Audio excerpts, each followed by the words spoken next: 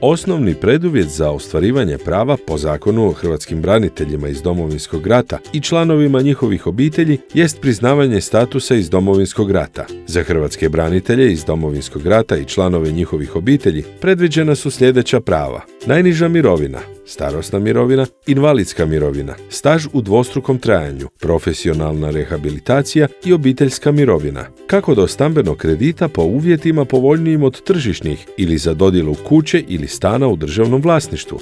Koje su mjere za lakše zapošljavanje hrvatskih branitelja i djece smrtno stradalih, zatočenih ili nestalih hrvatskih branitelja? Za ozljede i bolesti koje su posljedica sudjelovanja u Domovinskom ratu predviđene su posebne mjere zdravstvene zaštite. Centri za pomoć pružaju pravnu, socijalnu, zdravstvenu i psihološku pomoć hrvatskim braniteljima i njihovim obiteljima. Sve informacije na jednom mjestu: gov.hr.